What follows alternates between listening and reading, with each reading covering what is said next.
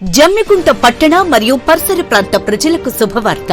Solar గృహ విద్యుత్ ఉత్పత్తి రంగంలో సరికొత్త శకం. ఇప్పుడు మన జమ్మికుంటలో కార్తికేయ సోలార్ పవర్ జమ్మికుంట నెలకు 300 రూపాయలు ఆ పైన విద్యుత్ యూనిట్స్ ను ఉత్పత్తి చేసి 78,000 రూపాయల సబ్సిడీని అందుకోండి. హిమ్మత్ నగర్ గ్రామంలో ఇసుక రీచ్ లో ఉపాధి కల్పించాలని చేస్తున్న రిలే నిరాహార దీక్షలను సందర్శించిన హుజూరాబాద్ ఆర్డీఓ.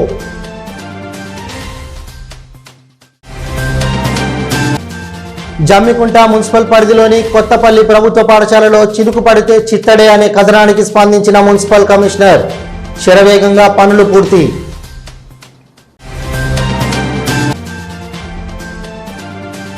హుజూరాబాద్ మండలం సిరిసపల్లి గ్రామంలో అసైన్డ్ భూమిలో కడుతున్న ఇల్లును అడ్డుకున్న అధికారులు.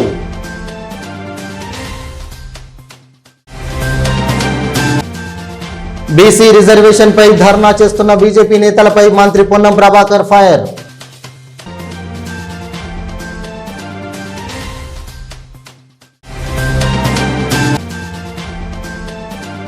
రైతు సంక్షేమం కోసం, వ్యవసాయ అనుబంధ రంగాల కోసం కోట్లాది రూపాయలు ఖర్చు చేస్తున్న మోడీ సర్కార్. కేంద్ర హోం సహాయ మంత్రి బండి సంజయ్ కుమార్ వెల్లడి.